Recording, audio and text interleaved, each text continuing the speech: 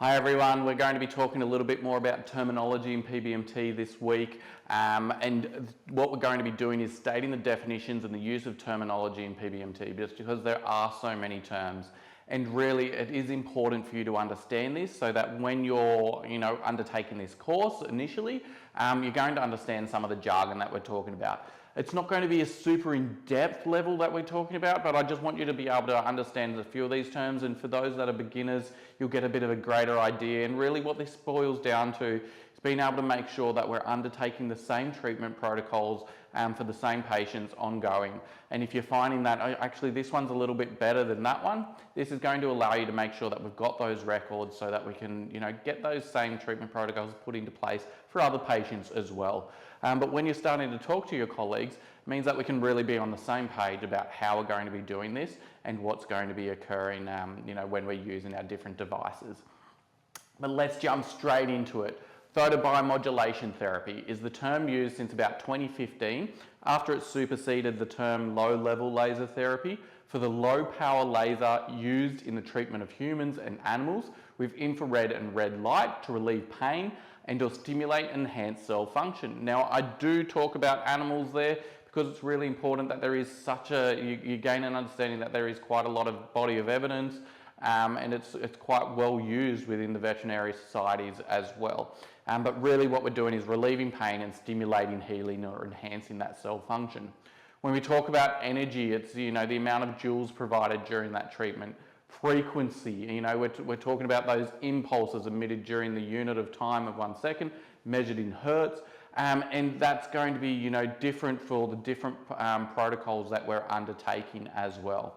Time being a really important aspect for the duration, and in this instance relating to that time or duration of the treatment.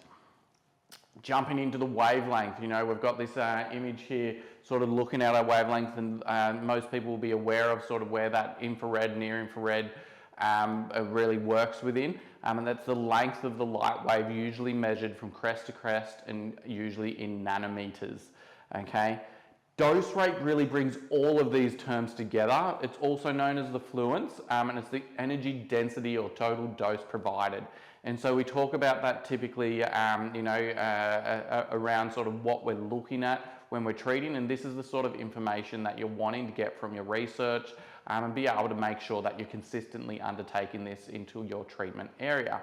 The irradiance, also known as the power density, is the power delivered per unit area, and that's usually centimeters squared.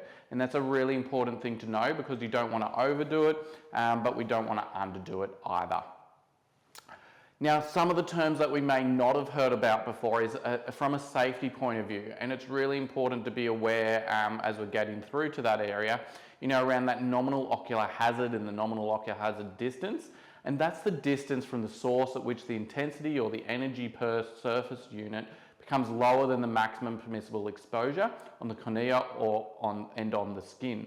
So, most of us are dealing with lower level laser therapies, but there is a point at which, this is going to cause damage, particularly to the eyes, but as we're getting into those higher level lasers, that can start to cause skin damage as well. And so we need to be really aware of that and making sure that, those reflective surfaces are kept to a minimum, and really ensuring that we're keeping our glasses on during treatment. Now, I did mention the MPE there, and that is the maximum permissible exposure, and that's the maximum level of laser radiation to which a person may be exposed without hazardous effects or biological changes in the eye or skin. Again, a lot of us are using those lower level lasers, but it can get to a point with some of our devices where it is going to be hazardous. You need to know about this for each of your individual devices and make sure you have a good chat with your reps or providers, suppliers around those as well, so that we can make sure that you're keeping your patients safe as well as getting good outcomes for them. Now, a few other terms just quickly around biostimulate or biostimulation, and that's going to be increasing cellular activity at an area treated with PBMT in order to increase healing or the upregulation of cellular activity. Now, I do mention this in one in particular because it's really important to sort of get a bit of a further understanding, because that's what we're really doing with a lot of different laser devices, and I want you to understand sort of what I'm talking about as I cover those off. Now, the continuous wave is a setting on some devices which allows for treatment with no frequency, Just be aware of it. I sort of talk about this one as being sort of that more intense, pain relieving sort of setting. A lot of people use this when they've got a chronic condition that's not responding to some of their earlier sessions of treatment. So it's really important, okay, we cut out that frequency and just make it a continuous wave. Now in contrast, we have a pulsed wave. Now this is where there is a frequency attached to that wave. And our typical treatment where the wave is varying in that frequency, you know, and potentially between treatments, but definitely it is that pulsed type of wave that we're getting there.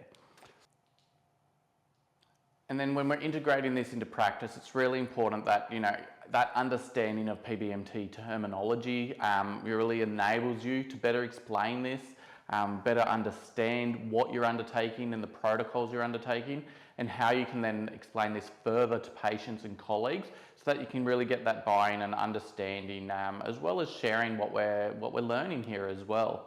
Now, key takeaways for you is that terminology is key. Understand what you're explaining so that you can ensure that what you've explained has been understood by whoever you are explaining that. And it provides that accuracy to allow you to be able to develop and start indicating those treatment protocols to your colleagues, to your patients, and within your notes as well. And I know in my clinic we have multiple people undertaking treatment for the same patient, and so it really allows that to be brought through a little bit easier. But today that's been terminology in PBMT. Thank you for joining us, and we'll see you in the next session. Cheers.